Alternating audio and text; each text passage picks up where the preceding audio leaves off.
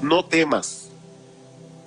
No temas. Más de 300 veces aparece ese mandamiento en la Biblia. Es algo que podemos encontrar a través de toda la historia de la redención. No temas. Génesis capítulo 15 versículo 1. No temas, Abraham, yo soy tu escudo y tu galardón será sobremanera grande. Génesis capítulo 26 versículo 24. A Isaac, yo soy el Dios de Abraham tu padre, no temas porque yo estoy contigo. Deuteronomio capítulo 31 versículo 8. Al pueblo de Israel en el desierto, y Jehová va delante de ti, él estará contigo, no te dejará ni te desamparará. No temas ni te intimides. Josué capítulo 1 versículo 9. A Josué obviamente, mira que te mando que te esfuerzo y seas valiente. No temas ni desmayes porque Jehová tu Dios estará contigo en donde quiera que vayas. Juan capítulo 14 versículo 27, hablando Jesús con los discípulos. La paz os dejo, mi paz os doy, yo no os la doy como el mundo la da. No se turbe vuestro corazón ni tenga miedo. Y así pudiéramos continuar citando versículo tras versículo de las Escrituras, donde encontramos la misma exhortación de parte de Dios a su pueblo. No tengan temor, no se intimiden, no se amedrenten. El Señor sabe que el mundo en el que nosotros vivimos está lleno de amenazas y que nuestros corazones tienden a llenarse de temor, tienden a llenarse de ansiedad cuando nosotros pensamos en todas las cosas que pudieran llegar a sucedernos en el futuro. Este es un buen momento para recordar el cuidado paternal de Dios sobre cada instante, sobre cada circunstancia de nuestra vida. Mis hermanos, si algo nosotros podemos estar, de algo podemos estar completamente seguros, es que nosotros no tenemos la menor idea de los problemas que vamos a tener que enfrentar. Nosotros no tenemos la menor idea de las decisiones que vamos a tener que tomar. Nosotros no sabemos cuáles son las encrucijadas en las que nos veremos durante todos estos meses. Por supuesto, tampoco sabemos cuáles son las bendiciones que vamos a recibir. Y uno de los antídotos más eficaces que nosotros podemos aplicar para que nuestros corazones no se llenen de temor, no se llenen de ansiedad ante ese abanico de posibilidades tan amplio que nosotros tenemos delante de nosotros, es esta verdad de las Escrituras expresada por David en el Salmo 31 en una forma tan sencilla: en tu mano están mis tiempos. En tu mano están mis tiempos. Cuando David escribió este salmo, es obvio que había vivido mucho y que había sufrido mucho. Y eso lo podemos ver claramente en el salmo. Había vivido mucho, había sufrido mucho. En el versículo 2, él dice que él ha venido a ser como un vaso quebrado. Y otra versión de la Biblia dice como una vasija hecha a pedazos. Así se sentía David. Pero a pesar de todas las dificultades que David había tenido que atravesar a lo largo de su vida, sobre todo en los últimos años, él sabía que podía descansar plenamente en ese Dios todopoderoso y fiel, en ese Dios lleno de bondad y de misericordia que cuida y protege a cada uno de los suyos como a la niña de sus ojos. A cada uno de los suyos. Queridos hermanos, nuestras vidas no están en las manos de un ángel, no es del arcángel Gabriel, no es en la mano de un serafín. Nuestras vidas no están en las manos de las personas que nos rodean o en las manos del destino. De hecho, a final de cuentas, nuestras vidas ni siquiera están en nuestras manos, porque hay muchas cosas que inciden en nuestras vidas de las que nosotros no tenemos ningún control. ¿O no es así? Es en la mano de Dios que están nuestros tiempos. Y lo que yo quiero que veamos en esta mañana es el alcance de ese cuidado de Dios, por un lado. En otras palabras, ¿qué tanto de nuestra vida está en las manos de Dios? Y luego que veamos eso, yo quisiera detenerme a considerar, en segundo lugar, cómo nosotros podemos hacer uso de esta enseñanza de las Escrituras ante la perspectiva de un nuevo año que, por lo menos desde nuestro punto de vista, es incierto. No es incierto para Dios, pero desde nuestro punto de vista, mis amados hermanos, este año es incierto. Así que la primera pregunta que yo quiero responder es: ¿qué tanto de nuestra vida está en las manos de Dios? ¿Es un 50%? ¿Es un 70%? Podemos decir, bueno, yo estoy tranquilo porque sé que por lo menos el 90% de mi vida está en las manos de Dios. ¿Hasta dónde llega, mis amados hermanos, el cuidado paternal de Dios? Bueno, David dice, en tu mano están mis tiempos. Y esta palabra tiempo aquí engloba todos los eventos, todas las circunstancias de nuestra vida. Es por eso que la Nueva Versión Internacional traduce este versículo: mi vida entera está en tus manos. Mi vida entera está en tus manos. Eso incluye tu familia, eso incluye el tiempo y el lugar de tu nacimiento, con toda la carga genética y cultural que eso implica. Dice David en el Salmo 139, versículo 13, porque tú formaste mis entrañas, tú me hiciste en el vientre de mi madre. Y luego en el versículo 16 añade, mi embrión vieron tus ojos y en tu libro estaban escritas todas aquellas cosas que fueron luego formadas, sin faltar una de ellas. Tal vez tú eres una de esas personas que le hubiera gustado nacer con otro apellido, o haber tenido otro nivel socioeconómico, o que tu apariencia física fuera diferente en algún sentido. Pero mi amado hermano, mi amada hermana, todo eso fue determinado soberanamente por Dios antes de que tú nacieras. En tu libro, dice David, estaban escritas todas aquellas cosas que fueron luego formadas, sin faltar una de ellas. Yo le enseñaba a unos jóvenes que estaban en casa en estos días una foto mía con 19 años y le decía, miren que todavía tenía cabello, y mucho. Pero Dios había determinado que a partir de ese momento los cabellos de mi cabeza iban a comenzar a caer. Dios determinó eso genéticamente. Algunas personas hubiesen deseado nacer en otra época, o en otro lugar, o al menos cambiar algunas de las circunstancias que han tenido que enfrentar a lo largo de su vida. Pero mis amados hermanos, esas cosas no se encuentran en nuestras manos, se encuentran en las manos de Dios. Las agradables y las que no nos agradan en absoluto están en las manos de Dios. Dice en Lamentaciones capítulo 3 versículo 37, ¿quién será aquel que diga que sucedió algo que el Señor no mandó? ¿Quién? De la boca del Altísimo, pregunta Jeremías, ¿no sale lo bueno y lo malo, aquello que nosotros llamamos malo? Sí, yo sé que a todos nos molesta no tener el control en las manos, ¿verdad que sí? Nos encantaría tener en las manos el control, pero lo cierto es, mis amados hermanos, que no lo tenemos. Y ¿saben qué? Qué bueno que no es así. Qué bueno, mis hermanos, que es Dios y no nosotros el que tiene la sartén agarrada por el mango, porque solo Él tiene la sabiduría y el poder que se requieren para llevar a cabo la tarea tan compleja de gobernar todas las cosas que existen, desde la más grande hasta las más pequeñas, y todas ellas para su gloria y para el bien de su pueblo. Todas. Así que si nos preguntamos entonces, ¿qué tanto de nuestra vida está en las manos de Dios? La respuesta es muy sencilla: todo. Todo, el 100% de nuestras vidas. No importa la circunstancia por la que tú estés atravesando, nuestro Dios está en control. Puede ser que a ti te dé la impresión, por lo menos en este momento, de que tu mundo alrededor no tiene ni pies ni cabeza. A ti te da la impresión, pero es una impresión equivocada. Nuestro Dios está en control.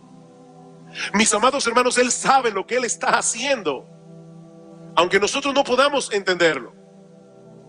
Yo estoy seguro que todos los miembros de Iglesia Bíblica del Señor Jesucristo, o casi todos, se saben de memoria Romanos 8:28. A los que aman a Dios, todas las cosas les ayudan a bien. Ahora, mis hermanos, para poder cumplir esa promesa, Dios tiene que controlarlo todo, porque el que no controla todo, no controla nada. Un vómito de un muchacho puede hacerte perder una cita importante. Un vómito, un dolor de cabeza, un virus gripal, una tontería. El que no lo controla todo, no controla nada. Dios puede decirnos y prometernos, el que me ama a mí, todas las cosas le ayudan a bien, porque Él tiene un control absoluto sobre todas las cosas que Él creó. Nada ocurre sin la voluntad de Dios.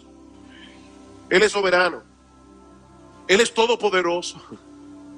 Ahora, permítame ser todavía un poco más específico y considerar algunas de las circunstancias de la vida que están en las manos de Dios, aunque a veces no nos parece que es así.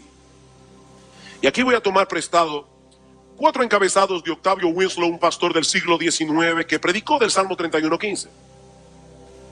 Siendo más específicos, ¿qué cosas de nuestras vidas están en las manos de Dios? Bueno, en primer lugar, los tiempos de prosperidad. Los tiempos de prosperidad están en las manos de Dios. Hay personas a quienes Dios les concede ver el fruto de su trabajo. Hay personas a quienes Dios los bendice en su diligencia laboral y multiplica sus bienes y multiplica sus riquezas. En Génesis capítulo 24, versículo 35 dice que Dios enriqueció a Abraham. No fue el diablo que lo hizo, fue Dios. Y cuando Job perdió todos sus bienes en un solo día, inmediatamente reconoció que tanto la prosperidad como la adversidad habían venido de la mano de Dios. Jehová dio, Jehová quitó. Sea el nombre de Jehová bendito. La reacción de Job no fue, ay, ay, ay, Dios me quitó lo que el diablo me dio. No fue Dios que se lo dio y fue Dios que se lo quitó. Fue Dios que se lo dio, fue Dios que se lo quitó. Y mis hermanos, si nosotros perdemos de vista que los tiempos de prosperidad están en las manos de Dios, ¿saben lo que puede suceder? Que vamos a convertir nuestras bendiciones en maldiciones. Los mismos bienes que Dios nos ha dado serán un lazo para nuestra alma. Deuteronomio capítulo 8, versículo 11. Cuídate de no olvidarte de Jehová tu Dios para cumplir sus mandamientos, sus decretos y sus estatutos que yo te ordeno hoy. No suceda que comas y te sacies y edifiques buenas casas en que habites y tus vacas y tus ovejas se aumenten y la plata y el oro se te multipliquen y todo lo que tuvieres se aumente y se enorgullezca tu corazón y te olvides de Jehová tu Dios que te sacó de la tierra de Egipto, de casa de servidumbre, y digas en tu corazón, mi poder y la fuerza de mi mano me han traído esta riqueza. Cuidado, dice Moisés, acuérdate de Jehová tu Dios, porque Él te da el poder para hacer las riquezas. ¿Qué tienes que no hayas recibido? Pregunta Pablo en 1 Corintios 4:7. ¿Qué tú tienes que tú no hayas recibido? Y si lo recibiste, ¿por qué te glorías como si no lo hubieras recibido?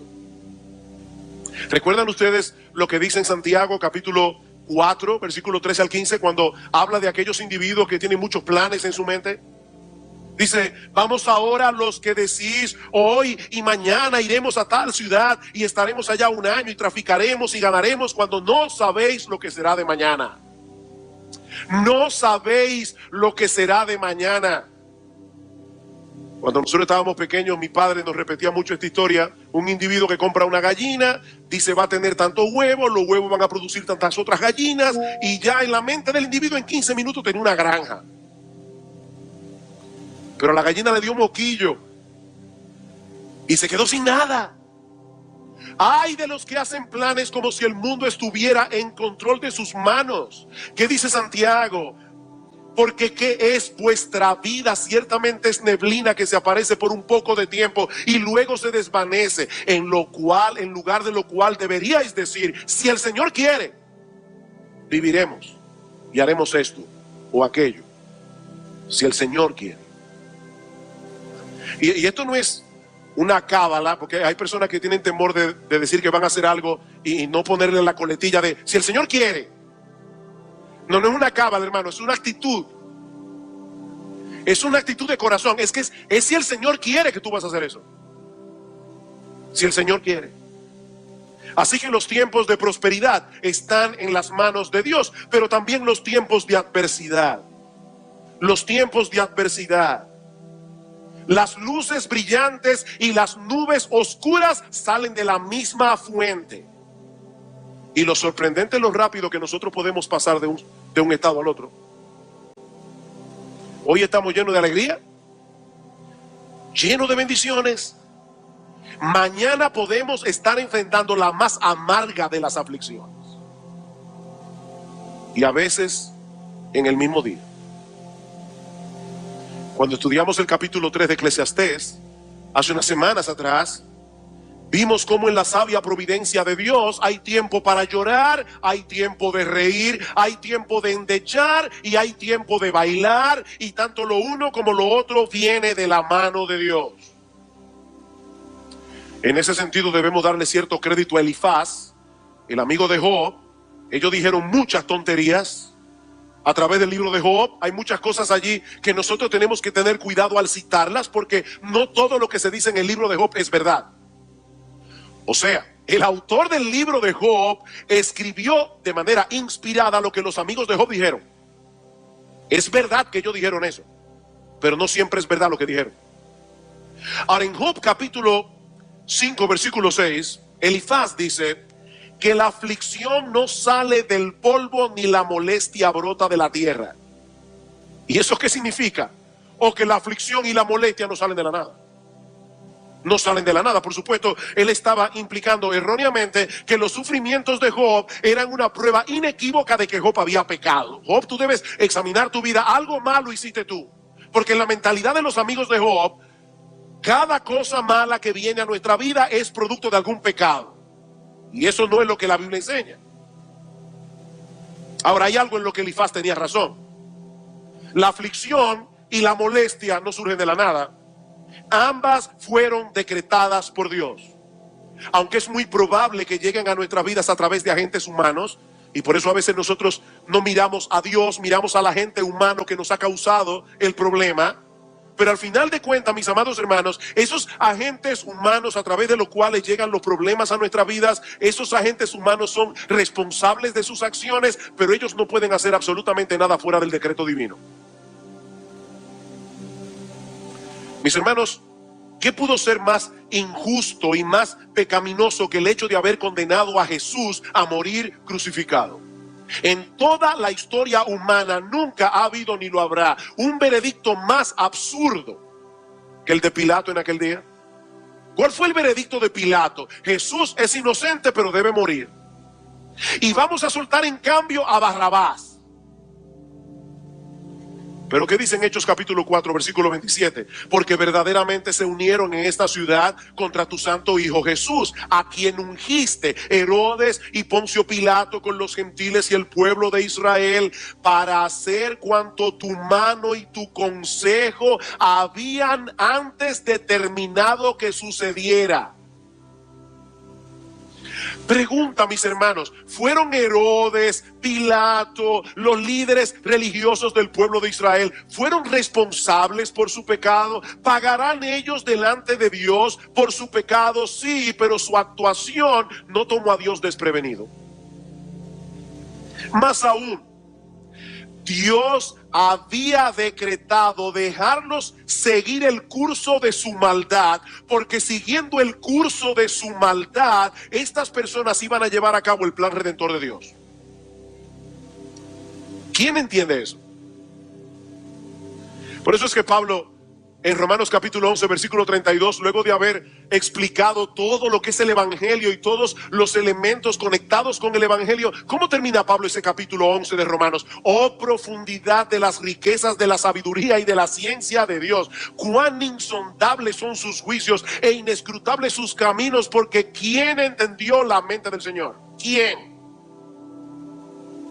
¿Tuvo Dios algún consejero celestial? ¿O quién le dio a él primero para que le fuese recompensado? Pregunta Pablo. Nadie, porque de él y por él y para él son todas las cosas. A él sea gloria por los siglos. Amén. De que vamos a sufrir, vamos a sufrir. La Biblia dice, el Señor Jesucristo, en el mundo tendréis aflicción. Así que, mi hermano, en buen dominicano, eso no te lo despinta a nadie, ni a ti ni a mí. Pero no olvidemos que esos tiempos de adversidad vienen de la mano de Dios y que Dios no tiene despropósito alguno. Dios no tiene despropósito alguno. Tal vez tendrás que sufrir la pérdida de algo que tú atesoras y algo que es bueno en sí mismo, pero es posible que ese algo se esté convirtiendo en un ídolo en tu vida. Y Dios te lo va a quitar. ¿Sabes para qué? Tal vez para que puedas disfrutar más plenamente de la presencia de Dios. Debemos pedir paciencia. Pero todos aquí sabemos cómo es que Dios se las arregla, ¿verdad? Para producir paciencia. La prueba de vuestra fe produce un carácter aprobado, dice la Biblia. Y una de las cosas que produce es paciencia. Es posible que Dios quiera ponerte en disyuntivas donde te enseñe a depender más de Él en oración.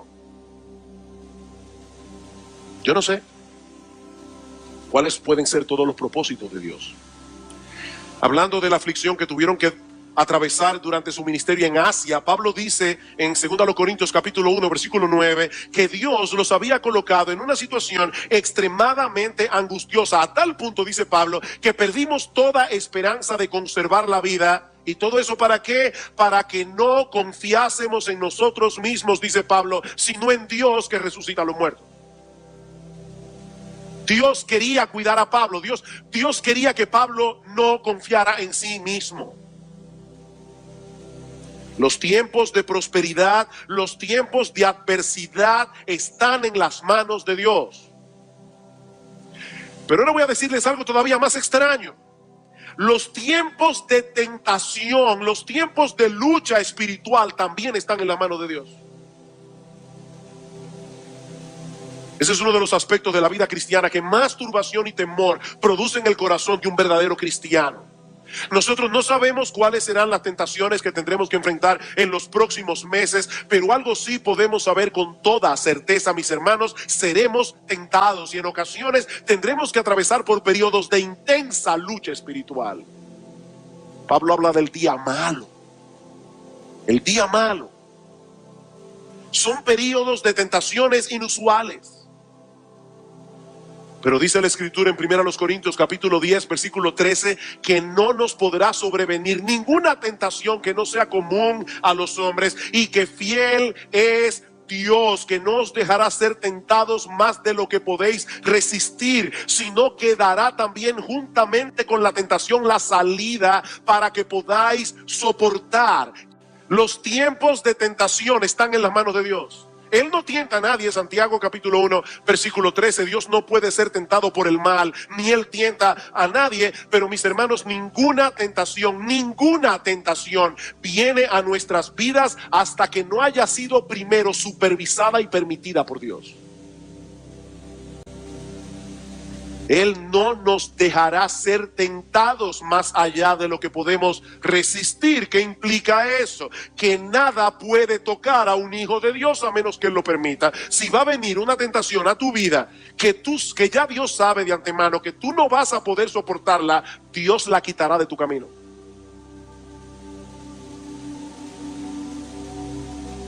Y lo increíble es que de una forma extraña, Qué sabio es nuestro Dios. En una forma extraña, Él usa esas mismas tentaciones para hacernos perseverar en la fe. Me encanta cómo lo dicen los autores de nuestra confesión de fe, la Confesión de Fe de Londres de 1689, y todo esto cada uno con los textos correspondientes. Ellos dicen que a menudo el Señor usa esos tiempos de tentación para disciplinar a sus hijos, o para hacernos más conscientes de la corrupción que hay en nuestros corazones, o para que seamos más humildes, o para que dependamos más de Él, o simplemente, dicen ellos, para hacernos más vigilantes contra todas las ocasiones futuras de pecado y para otros fines santos y justos. Por consiguiente, dicen los autores de la confesión, todo lo que ocurre a cualquiera de sus escogidos es por su designio, para su gloria y para el bien de ellos. ¿Eres un creyente? Tú estás sostenido por la mano de Dios. Mis ovejas oyen mi voz y yo las conozco y me siguen, y nadie las puede arrebatar de mi mano, dice Cristo. Nadie. Pero hay un aspecto más que debemos señalar en este punto, y es que el tiempo de la muerte también está en las manos de Dios. El tiempo de la muerte está en las manos de Dios. En Job 14:5 dice que los días de cada hombre están determinados, y el número de sus meses está cerca de ti. Le pusiste límites de los cuales no pasará. Así que, mis hermanos, no tenemos nada que temer, porque aún el tiempo de nuestra muerte está en las manos de Dios, y porque las aflicciones del tiempo presente no son comparables con la gloria venidera que en nosotros ha de manifestarse, como dice Pablo en Romanos capítulo 8 versículo 18. Es incomparable la gloria que nos espera. Partir y estar con Cristo es muchísimo mejor. He ahí entonces la enseñanza esencial de este texto. Toda nuestra vida está en las manos de Dios. Él es soberano, Él es el Dios de toda gracia, Él es el Dios de toda bondad, Él es el Dios de toda sabiduría, Él es el Dios que se identificó plenamente con nosotros a través de la encarnación de su Hijo, nuestro Señor Jesucristo, y es en su mano que están nuestros tiempos. La pregunta que yo quiero responder ahora es, en los minutos que nos restan, ¿cómo podemos aplicar esta verdad en nuestra vida práctica? Porque una cosa es enseñar y creer en esa enseñanza bíblica de que todas las cosas están, ¿verdad?, bajo el cuidado de Dios. Pero es otra muy diferente vivir a la luz de esa verdad. Yo estoy seguro que todos aquí sabemos que para tener una buena calidad de vida hay que hacer ejercicio y comer bien. Todos sabemos eso. Pero yo no le voy a preguntar aquí cuántos de ustedes hacen ejercicio. No los voy a avergonzar. El hecho de que nosotros sepamos que hay que hacer ejercicio no nos lleva a hacer ejercicio. Y el hecho de que sepamos que debemos comer de una manera adecuada no nos lleva a tener una dieta balanceada. Así que se puede saber una verdad y no necesariamente vivir conforme a ella. Y lo mismo puede suceder con esta doctrina del cuidado paternal de Dios, de la soberanía de Dios. De nada sirve saber que nuestras vidas están en las manos de Dios si no aplicamos esta enseñanza a las diferentes situaciones que tendremos que enfrentar en los meses venideros. ¿En qué nos ayuda saber que en las manos de Dios están nuestros tiempos?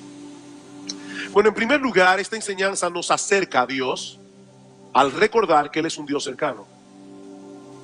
Esta enseñanza nos acerca a Dios al recordar que Él es un Dios cercano. Mis amados hermanos, nuestro Padre Celestial no cuida de nuestra vida a control remoto.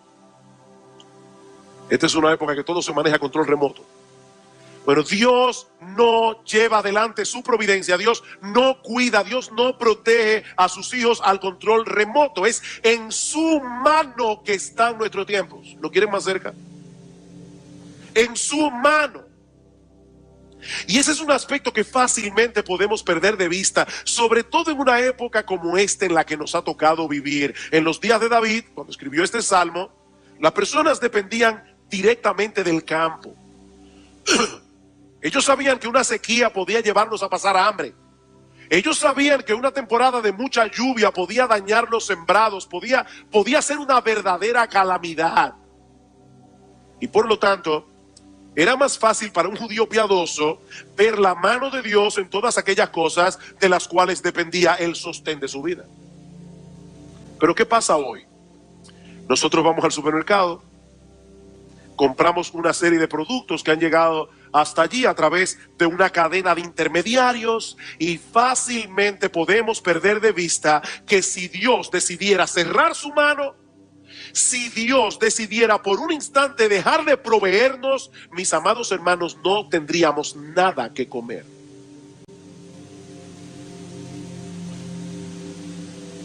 Mis hermanos, nuestro Dios es un Dios cercano. Él está atento a cada uno de sus hijos en una forma especial. Si tú fueras el único creyente, no hubiera otro creyente en la tierra, Dios no estaría más atento a ti que lo atento que Él está ahora, cuidando a millones. Porque Él es omnipresente, Él es omnisciente. Él puede cuidarlos a todos como si fueran los únicos, al mismo tiempo. ¿Y sabes lo que ocurre cuando nosotros tenemos esa perspectiva de un Dios cercano? Que eso nos anima a acercarnos a Él. Eso nos anima a acercarnos. Con la confianza de un hijo que sabe que es amado, con la confianza de un hijo que sabe que es atendido por su padre. Hebreos capítulo 4, versículo 16. Acerquémonos pues confiadamente al trono de la gracia para alcanzar misericordia y hallar gracia para el socorro oportuno. Acerquémonos confiadamente. Nuestro Dios es un Dios cercano. En segundo lugar, esta enseñanza es un poderoso antídoto contra la ansiedad y el temor. Esta enseñanza es un poderoso antídoto contra la ansiedad y el temor. Me encontré con una hermana este miércoles. Yo creo que a ella no le va a molestar que yo diga esto, además que ustedes no saben quién es. que me decía: mi hermano perdió el trabajo, yo perdí el trabajo. Pero en las manos de Dios están nuestros tiempos, no en las manos del destino, de un destino ciego y antojadizo. Hablando del cuidado paternal de Dios sobre los suyos, dice el Señor Jesucristo en Mateo 10:29: ¿no se venden 2 pajarillos por un cuarto? Con todo, ni uno de ellos cae a tierra sin vuestro Padre. En el tiempo del Señor, los gorriones se vendían al equivalente de 2 por 1 centavo. Eso es lo que significa el texto. 2 pajarillos, 2 gorriones por 1 cuarto. 1 cuarto era una 12ª parte de un denario, y un denario era lo que una persona ganaba al día en aquellos días. Y a pesar de eso, dice el Señor, ningún gorrión puede morir sin el consentimiento de Dios. ¿Y qué de nosotros? Bueno, sigue diciendo el Señor: pues aún vuestros cabellos están todos contados, así que no temáis, más valéis vosotros que muchos pajarillos. No temáis. El Señor tiene cuidado aún de cada uno de nuestros cabellos, solo por el hecho de ser el cabello de uno de sus hijos. Y ahora el Señor pregunta: ¿por qué tenemos temor?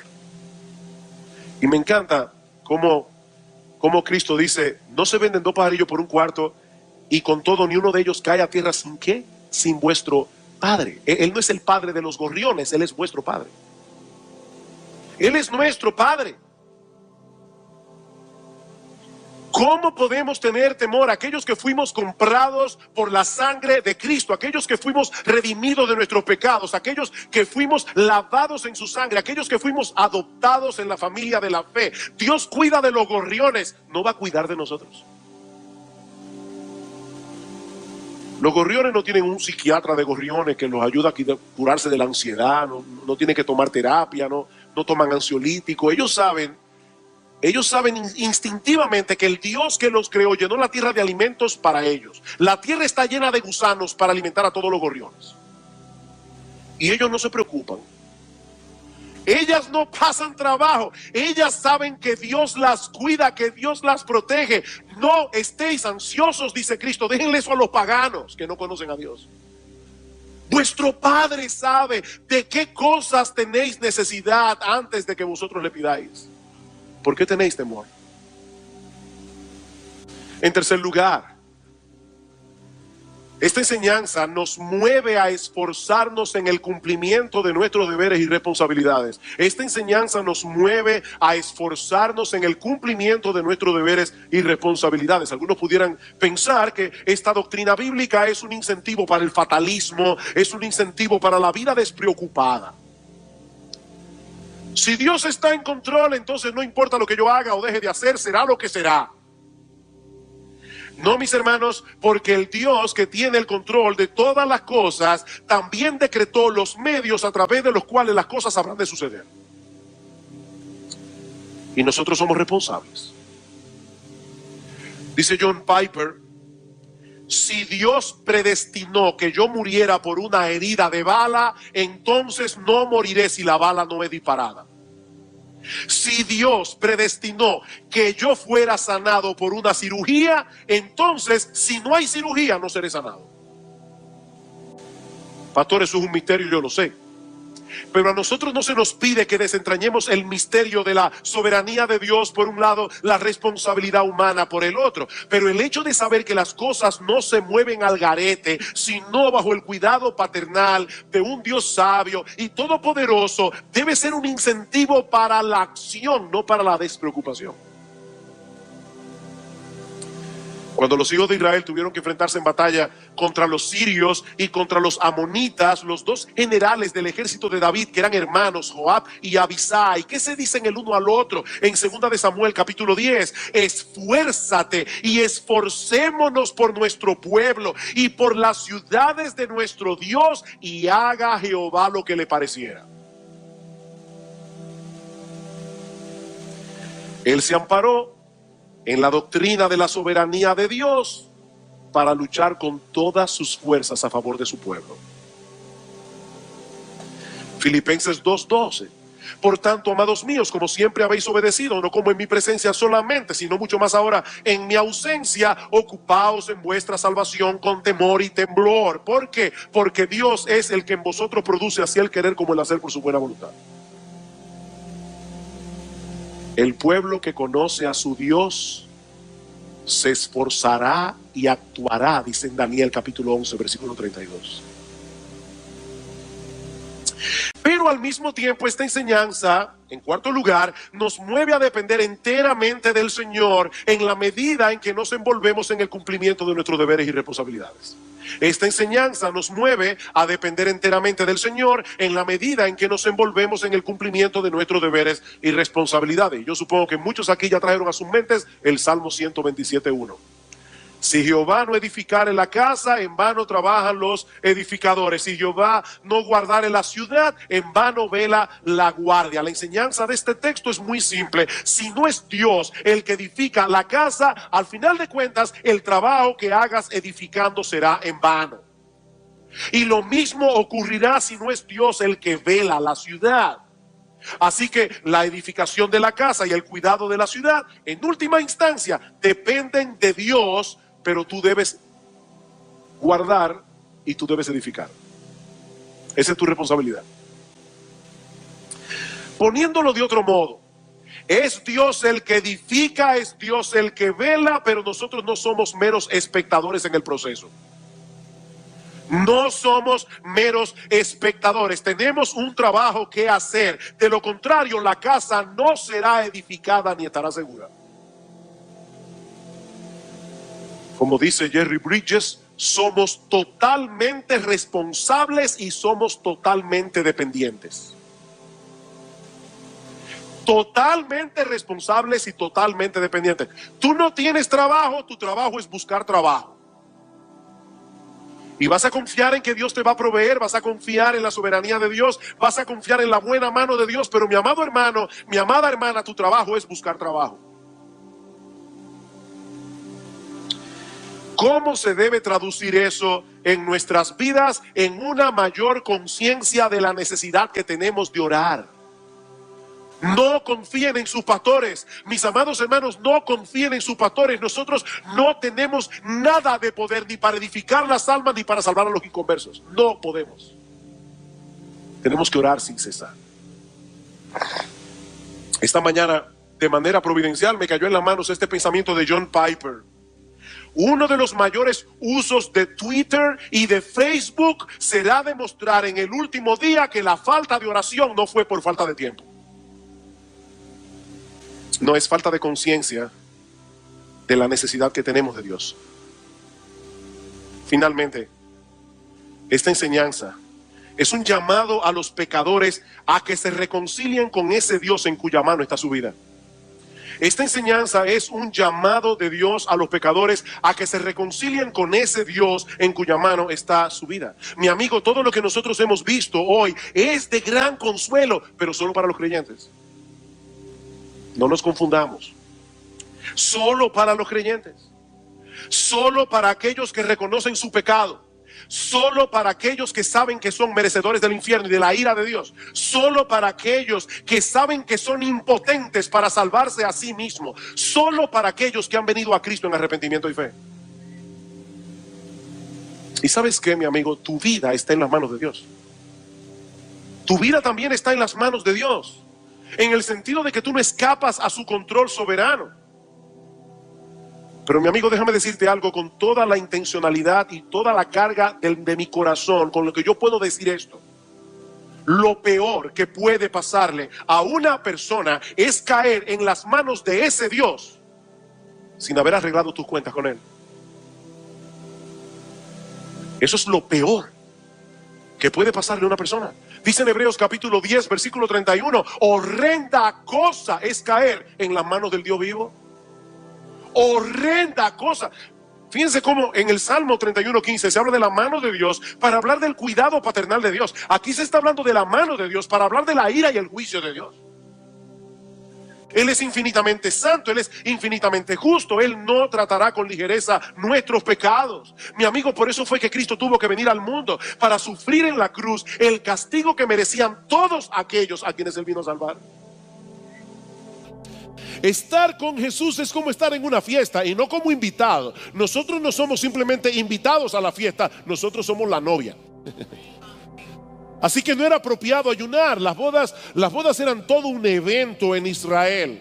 No eran como hoy, usted hace una ceremonia, ¿verdad?, de media hora, luego viene una recepción y la gente, cada uno se va para su casa. No, las bodas en Israel eran todo un evento. Los amigos de la familia se reunían con los novios, que en vez de irse de luna de miel, se quedaban en casa por una semana completa, en una especie de open house.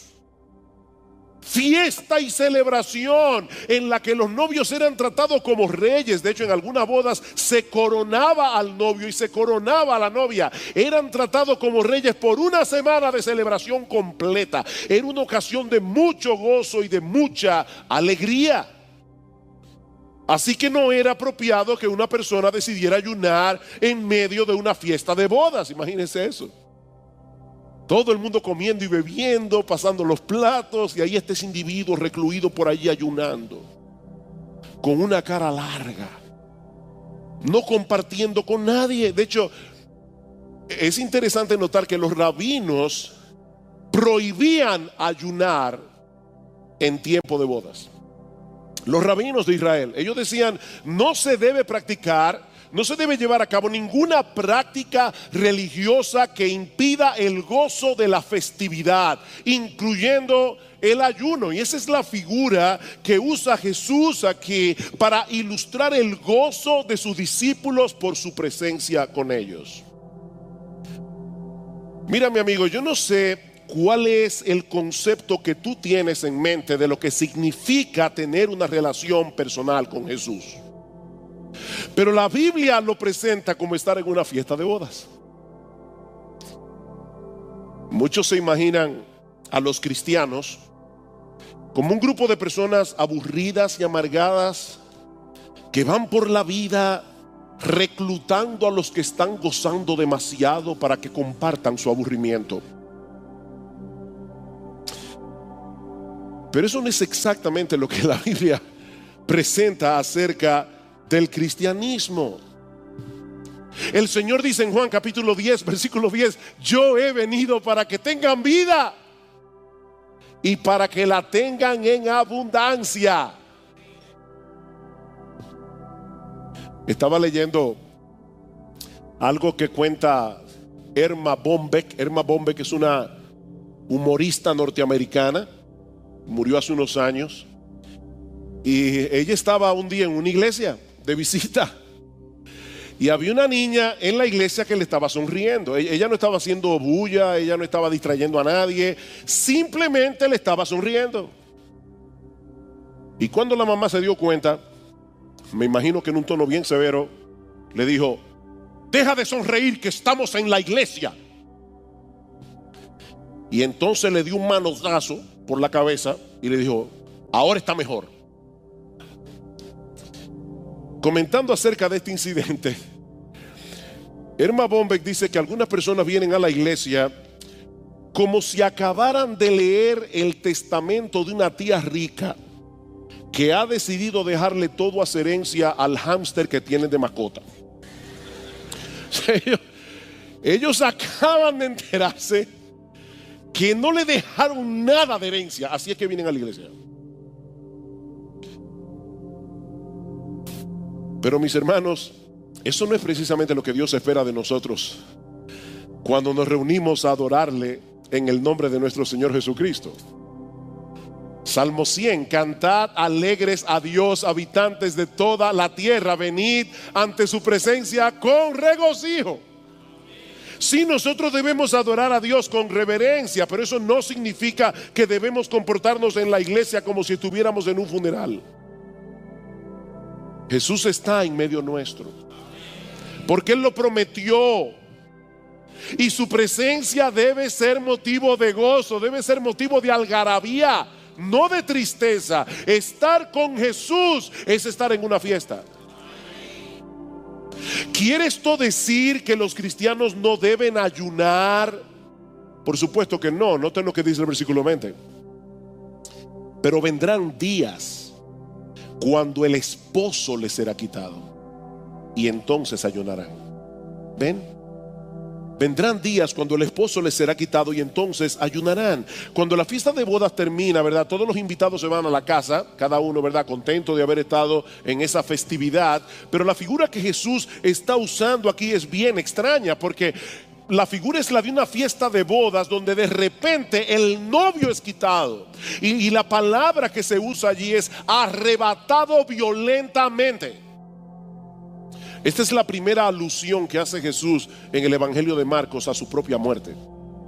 Jesús sabía desde el principio que el propósito de su venida era morir en una cruz por los suyos como nuestro sustituto. Más adelante Él lo va a decir más claramente. Esta es una alusión velada, pero más claramente en Marcos capítulo 8 versículo 31 dice el Señor: comenzó a enseñarles que le era necesario al Hijo del Hombre padecer mucho y ser desechado por los ancianos, por los principales sacerdotes y por los escribas, y ser muerto y resucitar al tercer día. Cristo sabía desde el principio: yo vine a morir. Y más adelante en Marcos capítulo 10 versículo 45 vemos el propósito de su muerte, porque el Hijo del Hombre no vino para ser servido, Él vino para servir y para dar su vida en rescate por muchos. Y ese por allí es en lugar de. Cristo vino a pagar el rescate nuestro para que nosotros podamos ser comprados por Dios, rescatados del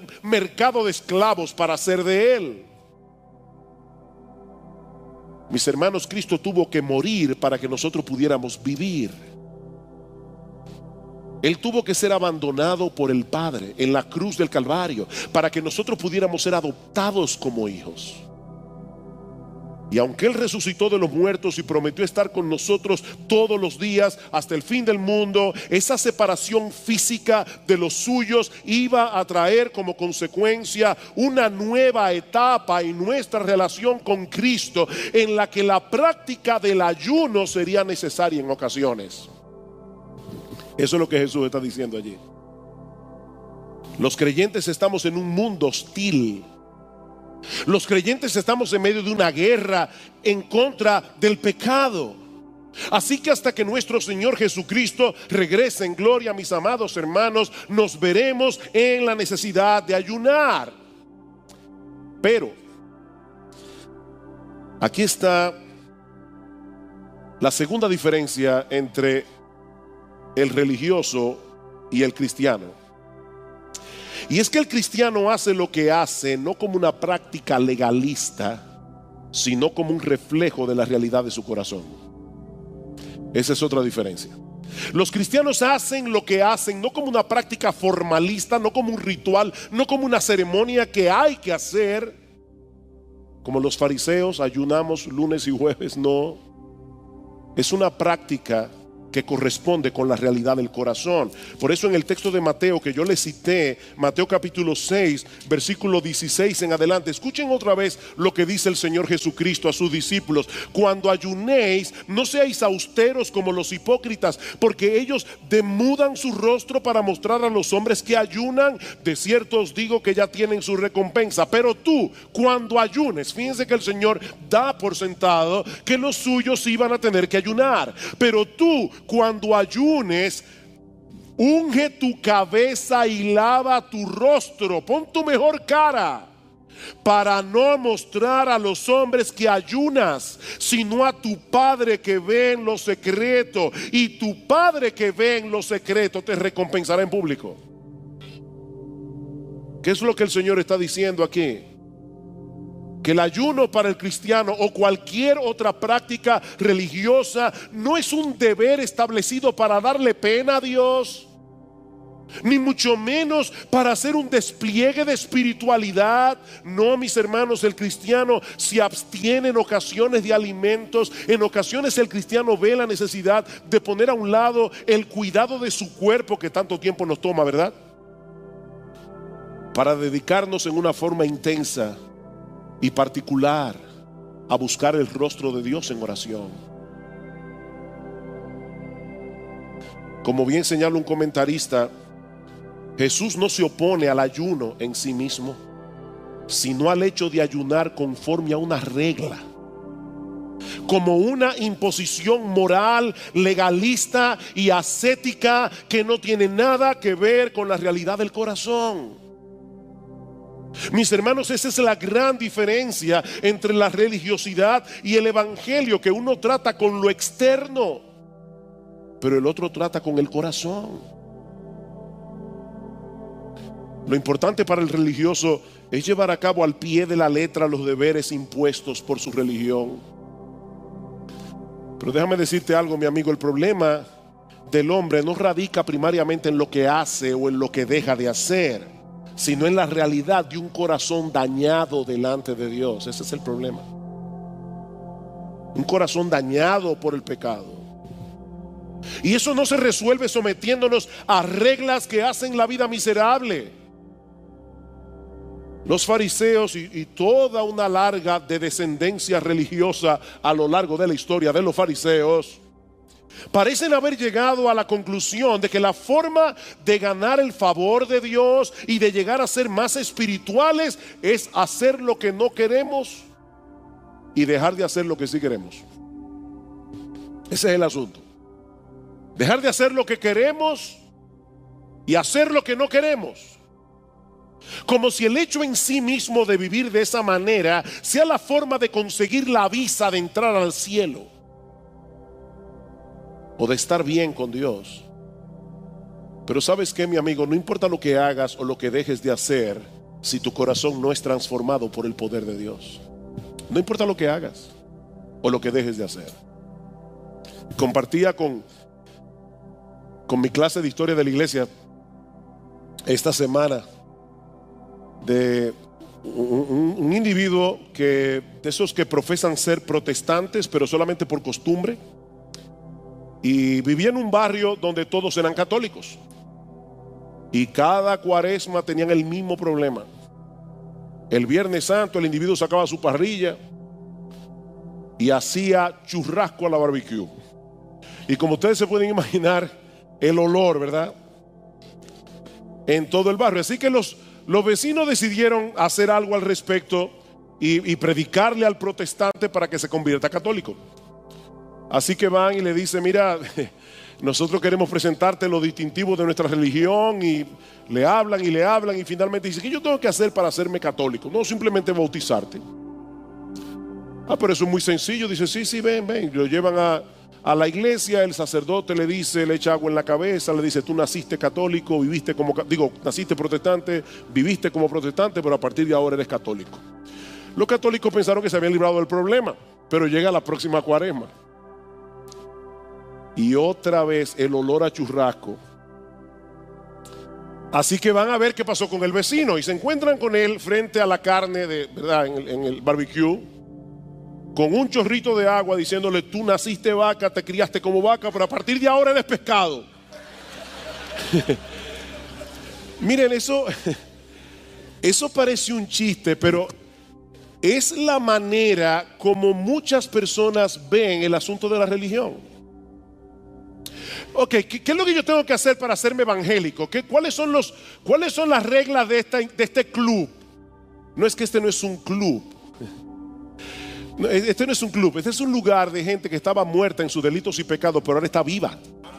Es muy diferente. Esto no es simplemente venir aquí y pasar por las aguas del bautismo. Esto es una transformación del corazón. Esa es la enseñanza de Jesús en Marcos capítulo 7. Vayan conmigo allí por un momento. Dice que los fariseos se juntaron, otra controversia más, se juntaron para ir donde Jesús y preguntarle: ¿por qué tus discípulos no se lavan las manos antes de comer? O alguno de ustedes dirá: oye, pero es una regla buena que se laven las manos antes de comer. Pero en este caso no era por un asunto higiénico, era por un asunto religioso. Ellos hacían eso para agradar a Dios. Así que Jesús les responde a estos escribas y fariseos hipócritas: Versículo 6, bien profetizó de vosotros Isaías, como está escrito: este pueblo de labios me honra, mas su corazón está lejos de mí. ¿Ven dónde está el problema? El problema está en el corazón. Y dice más adelante, versículo 14, y llamando así a toda la multitud, les dijo: oídme todos y entended, nada hay fuera del hombre que entre en él que le pueda contaminar, pero lo que sale de él, eso es lo que contamina al hombre. No es lo de afuera, el problema lo tenemos adentro. Versículo 21, porque de dentro del corazón de los hombres salen los malos pensamientos, los adulterios, las fornicaciones, los homicidios, los hurtos, las avaricias, las maldades, el engaño, la lascivia, la envidia, la maledicencia, la soberbia y la insensatez. Todas estas maldades de dentro salen y contaminan al hombre. El problema está en el corazón. ¿Cuál es la solución? Que el corazón se ha transformado. Y eso es precisamente lo que hace Jesús por medio del Evangelio. Mi amigo, venir a ser cristiano no consiste en cambiar un conjunto de reglas por otras. Venir a ser cristiano no consiste en cambiar un conjunto de ceremonias por otras ceremonias. Eso es como querer curar el cáncer cambiando el vestuario del paciente. No, el cáncer sigue allí. Se necesita una quimioterapia más poderosa que esa. La solución de tu problema delante de Dios comienza reconociendo que el cambio que necesitas está completamente fuera de tu alcance.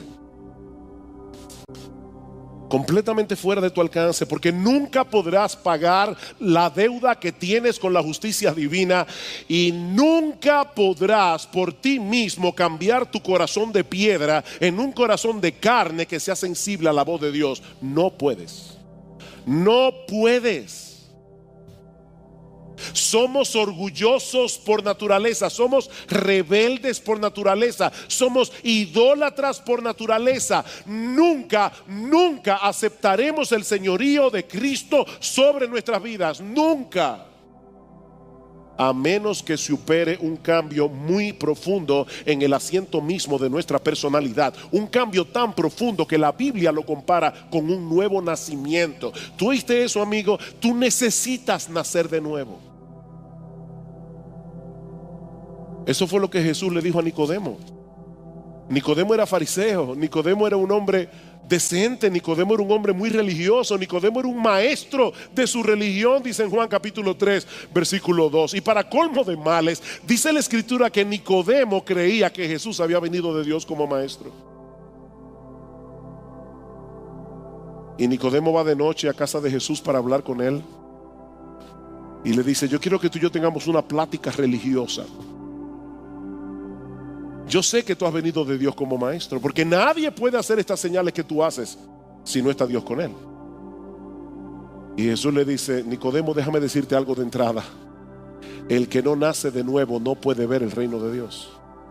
A este hombre religioso, decente, moralista, el que no nace de nuevo no puede ver, no puede entrar en el reino de Dios. Mi amigo, para tú poder ir al cielo hay que parirte otra vez, porque naciste dañado por el pecado. Yo sé que eso no es agradable de oír, pero eso es lo que dice la Biblia. Y eso es lo que hace Jesús si vienes a Él en arrepentimiento y fe. Dice en 2 Corintios capítulo 5 versículo 14: el amor de Cristo nos constriñe pensando esto, que si uno murió por todos, luego todos murieron, y por todos murió para que los que viven ya no vivan para sí. Esa es la obra que hace Jesús. Y en el versículo 17 de ese mismo capítulo dice que Jesús vino a hacer todas las cosas nuevas. Es un cambio radical. Y eso nos lleva a la segunda enseñanza de ese pasaje. Ya vimos que el evangelio y la religión son diametralmente opuestos entre sí, pero ahora Jesús nos va a enseñar a través de dos parábolas que Él no vino a reformar el sistema religioso de los fariseos, ni ningún sistema religioso. Él vino a traer algo completamente distinto. Él no vino a reformarte, Él vino a traer algo completamente diferente. Versículo 21 de Marcos capítulo 2. Nadie pone remiendo de paño nuevo en vestido viejo. De otra manera, el mismo remiendo nuevo tira de lo viejo y se hace peor la rotura. Es increíble cómo el Señor usa ilustraciones tan cotidianas, ¿verdad? Para traer enseñanzas teológicas tan profundas. ¿Qué es lo que Jesús está diciendo aquí? Bueno, algo que toda ama de casa en Israel sabía. Y recuerden que en esa época no había poliéster. Las telas no eran como las de ahora. Eran telas distintas. ¿Y qué es lo que Jesús está diciendo aquí? Que si tú pones un remiendo de paño nuevo en un vestido viejo, cuando laves por primera vez el vestido, ese paño nuevo va a encoger. ¿Y sabes lo que va a pasar? Vas a hacer peor la rotura del vestido viejo. ¿Y qué significa esto? Que eso mismo ocurre cuando una persona trata de completar su vida religiosa añadiéndole a Jesús. Cuando una persona trata de completar su vida religiosa como si Jesús fuera un parcho. Voy a seguir en mi antigua religión, pero ahora estoy mejor que antes porque ahora también tengo a Jesús. Wow, eso parece perfecto. Tengo lo que tenía y algo más. A Jesús. No, mi amigo, eso no funciona. Porque Jesús no vino a mejorar lo viejo, Él vino a reemplazarlo por algo completamente nuevo.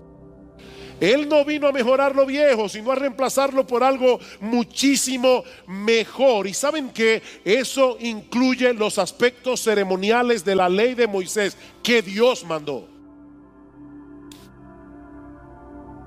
Hay un grupo de personas que se llaman judíos mesiánicos.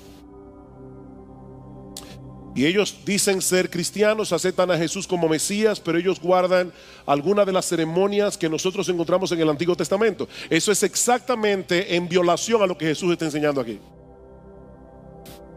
Eso es ponerle al Antiguo Testamento el parcho de Jesús, a las ceremonias del Antiguo Testamento. No, mis hermanos, todos esos ritos y ceremonias no son más que sombras, dice Pablo en Colosenses capítulo 2 versículo 16, sombras que apuntan hacia el cuerpo de Jesús. El cuerpo está ahí, ya no necesitamos la sombra.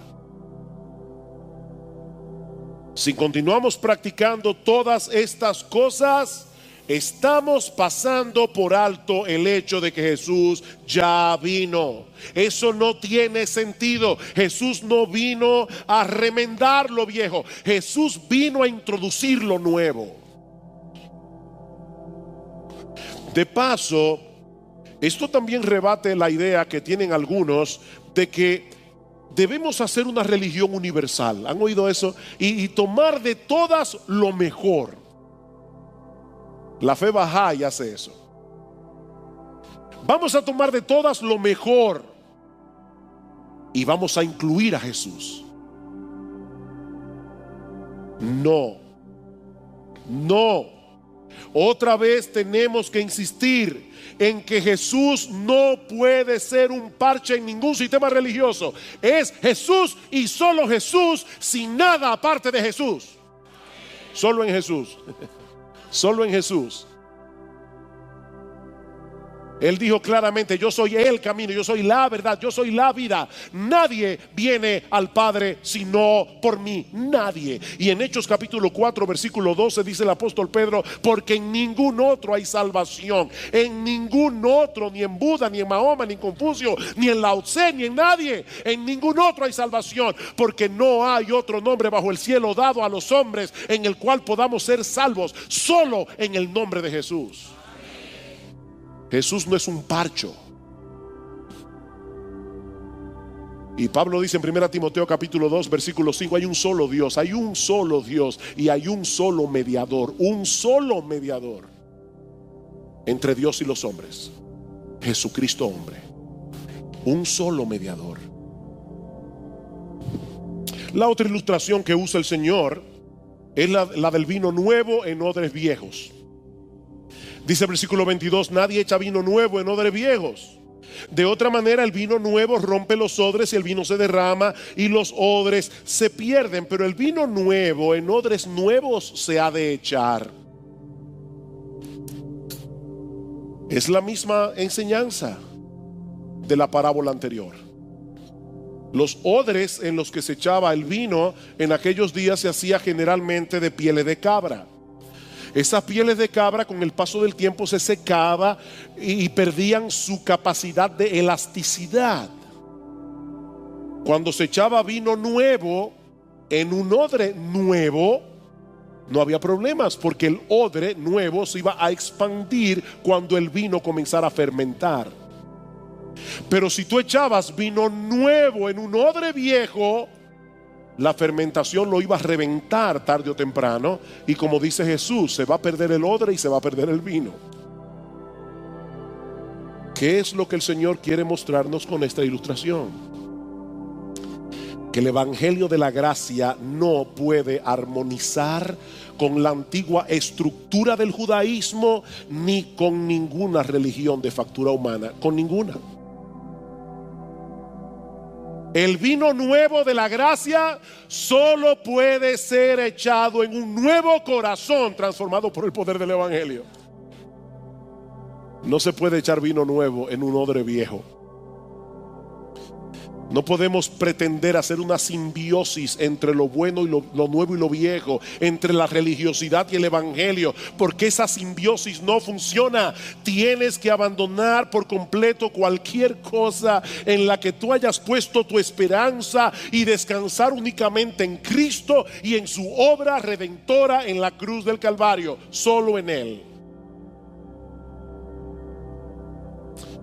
Ven, hermanos, cuán importante es este pasaje de las Escrituras. El asunto aquí no es el ayuno. El corazón de este texto es la enorme diferencia que hay entre el evangelio y la religión humana. Steve Lawson señala que hay al menos 4 cosas que nosotros aprendemos en este pasaje acerca de la vida cristiana. Y lo traigo a modo de conclusión. 4 cosas que nosotros aprendemos en este pasaje acerca de la vida cristiana. La primera es que el cristiano es un individuo que ha recibido una vida nueva. ¿Qué es un cristiano? Alguien que ha recibido una vida nueva. Es interesante notar que la palabra nuevo que aparece en el versículo 21 y en el versículo 22 no se usaban para señalar algo nuevo en relación con el tiempo, sino más bien algo nuevo en cuanto a su calidad. En otras palabras, el cristiano es alguien que ha recibido una nueva vida que pertenece a una clase completamente diferente a la vida que antes tenía. Es una vida nueva, es una vida de otro tipo. No es un individuo que de repente dice: ahora voy a ir a la iglesia todos los domingos, voy a comenzar a leer la Biblia, voy a orar antes de la comida, voy hasta a ofrendar. Mira qué cosa más grande. No es eso, no es eso. El cristiano es alguien que ha recibido una vida nueva. Mis hermanos, antes de ser cristianos, nosotros éramos ese vestido viejo al que no se le podía poner el parche de Jesús. Nosotros éramos ese odre viejo al que no se le podía echar el vino nuevo de la gracia redentora de Cristo, porque nos hubiera reventado.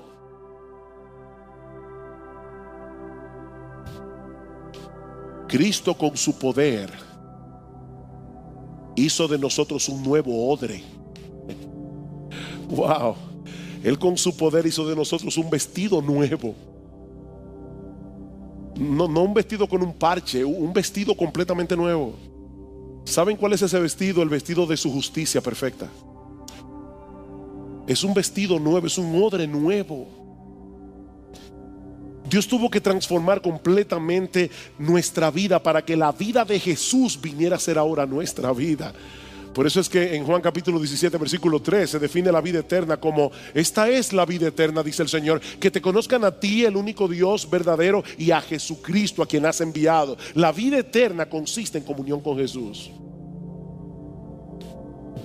En segundo lugar, un cristiano, según este pasaje, es un individuo que ha recibido un nuevo gozo. Es un individuo que ha recibido un nuevo gozo. Eso es más que evidente en la figura de la fiesta de bodas que usa Jesús aquí. ¿Qué dice el Señor en Juan capítulo 15 versículo 11? Estas cosas os he hablado para que mi gozo esté en vosotros y vuestro gozo sea completo. Mi gozo en vosotros. Nosotros tenemos un nuevo gozo, el gozo de saber que todos nuestros pecados fueron perdonados. El gozo de saber que nosotros podemos morirnos ahora mismo y abriremos los ojos en la presencia de Dios. El gozo de saber que el Dios que creó los cielos y la tierra es nuestro Padre. Que cuando le decimos Padre nuestro que estás en los cielos, sus oídos están atentos a nuestro clamor, como si nosotros fuéramos el único creyente que estuviera orando en ese momento. El gozo de saber que tenemos una herencia eterna en los cielos. El gozo de saber para qué estamos aquí. ¿Cuál es el propósito de nuestra existencia? Mis hermanos, Cristo vino a traer de vuelta el gozo de la fiesta de bodas. Y recuerda, nosotros no somos invitados, nosotros somos la novia. ¿Tú te acuerdas cuando te casaste? Si te casaste obligado, no lo recuerdes. Pero si te casaste enamorado, ¿tú recuerdas el gozo del día de tu bodas? Nosotros somos la esposa del Cordero. Nosotros somos la novia de Jesús. Y no porque seguimos un conjunto de reglas, sino porque hemos entregado nuestra vida entera a Cristo en arrepentimiento y fe.